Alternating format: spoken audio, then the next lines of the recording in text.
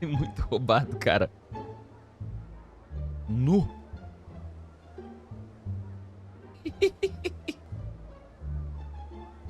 No. Cara, ninguém para.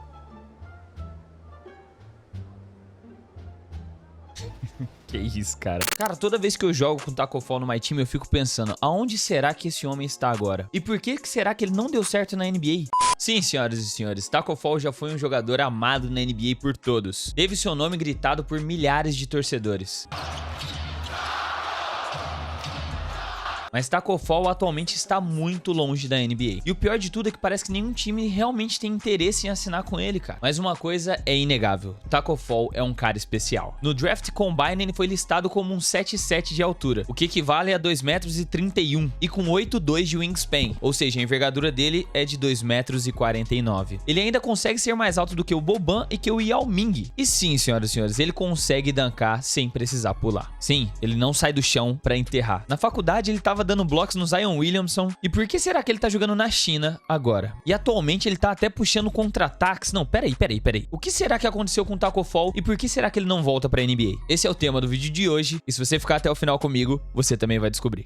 Assim como vocês sabem, muitos jogadores começam muito cedo no basquetebol. A sua carreira já inicia bem desde criancinha mesmo. Mas no caso do Taco Fall, ele começou a jogar basquete quando ele tinha 15 anos lá no Senegal. Nessa época ele já era 7'3" de altura, ou seja, ele já tinha 2,20 m, mas ele mal conseguia dancar e muito menos cruzar a quadra mais de 2 ou 3 vezes sem perder o fôlego, já ficava cansadaço. Sim, rapaziada, ele veio de baixo, tipo, literalmente de uma realidade onde ele tinha mal o que comer. Mas com 16 anos, a sorte bateu na sua porta e ele acabou se mudando para os Estados Unidos para jogar basquete. Chegou lá como um verdadeiro gigante, que realmente é. Ele entrou para Flying Star Academy e realmente ele aos poucos melhorou muito o seu jogo, mostrando que era muito diferenciado dos demais já no ensino médio. Ele ficou classificado com 3 de 4 estrelas no ranking dentre os jogadores do ensino médio e teve 40 propostas de universidade com interesse nele. E ele acabou indo para a Universidade Central da Flórida, UCF. Chegou lá com 7,6 pés de altura, o que equivale para nossa medida 2,28 m. Seguiu trabalhando para melhorar o seu jogo dia após dia e no seu segundo ano de college ele já foi eleito jogador defensivo da liga, uma média de 2,6 blocos por jogo. E ao longo dos 4 anos de faculdade que jogou, teve um aproveitamento de 74% dos arremessos de quadra. Isso é simplesmente incrível. Muito dominante dentro da área pintada, mas o que chega mais a impressionar é que ele nunca passou da sua média de 10 pontos por jogo. E eu realmente não entendo como. Mas pra ele, tudo realmente mudou depois do seu confronto contra Zion Williamson, pela NCAA de 2019. É o torneio nacional entre as faculdades. A faculdade do Zion, Duke, com certeza era a favorita. Mas nessa partida viram um gigante dominar o garrafão,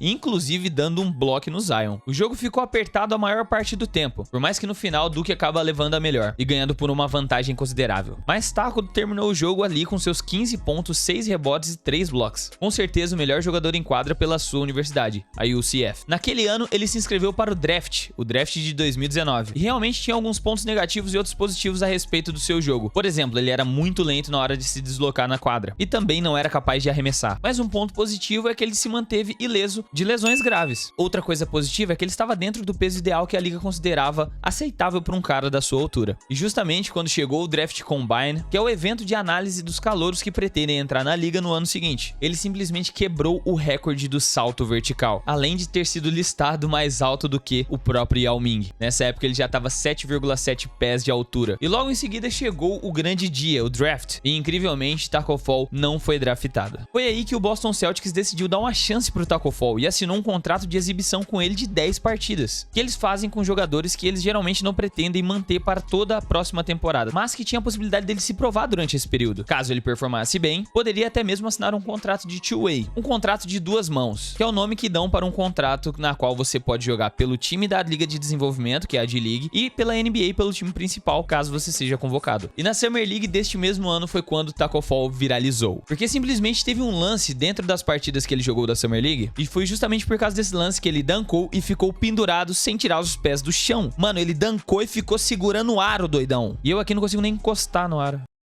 Nessa época da Liga de Verão, ele acabou ganhando tantos fãs quanto o próprio Zion Williamson, que foi a first pick, a primeira escolha do draft. Ele foi bem ao longo de toda essa Liga de Verão, a Summer League, e o Celtics deu a oportunidade dele de assinar um contrato de duas vias, um contrato two-way para ele poder jogar pela D-League e pelo Boston Celtics. Nessa época que ele ganhou essa oportunidade de jogar na D-League pelo Boston Celtics, foi aí que ele se tornou ainda mais o queridinho da torcida, sendo solicitado para ficar assinando camisetas e tirar fotos até mais do que o próprio Jason Tatum. Nessa época era um pouco complicado, porque para ele jogar pela D-League e mesmo assim ainda estar presente quando o Boston Celtics solicitava para ele ter uma oportunidade de entrar, são praticamente 100 milhas de distância, o que em quilômetros dá papo de 160 a 170 quilômetros de Boston para Portland. Mas tudo isso para ele poder ganhar uma vaga e conseguir mostrar o seu potencial em quadra. E como ele já tinha o carinho da torcida, os fãs no último quarto ficavam gritando o seu nome, mano. Taco, Taco.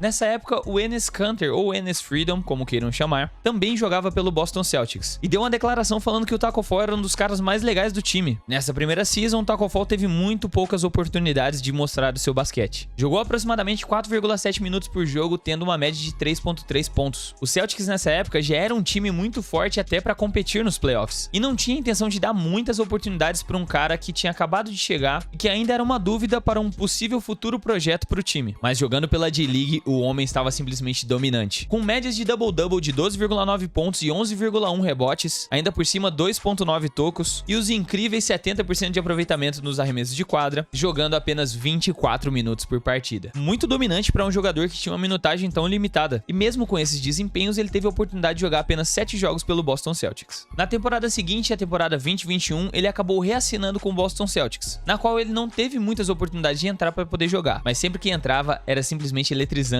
A energia da torcida e o carinho pelo Taco Fall eram de arrepiar. Na sua segunda temporada como jogador profissional do Boston Celtics, ele chegou a atuar em 19 jogos, mas o esquema defensivo de rotação do Boston Celtics, aquela correria maluca de toda hora trocar de marcação, acabou não se encaixando bem com o nosso queridíssimo gigante corpulento, que apesar de ser um excelente defensor de garrafão, principalmente em jogadas de pick and roll, não se encaixava naquela loucura rotacional do Boston Celtics. E mesmo nessas partidas onde ele teve apenas uma média de 7 minutos de jogado, ele ainda ficou com uma média de 1,1 blocks. E infelizmente na temporada seguinte, o Taco Fall veio a ser um free agent e o Celtics não reassinou com ele. E foi aí que ele ganhou a oportunidade de um contrato two-way com o Cleveland Cavaliers, que justamente deu mais oportunidades ao Taco Fall, incluindo permitindo que ele fosse titular num jogo contra o Boston Celtics, na qual ele jogou 19 minutos nessa partida. Ele fez apenas 4 pontos, mas pegou 10 rebotes. Mas infelizmente nessa temporada, pelo Cleveland Cavaliers, o aproveitamento do Taco Fall caiu muito, chegando a 42% nos arremessos de quadra e chegando a 29% nos lances livres. E mano, pra falar a verdade, que lance livre é esse, velho?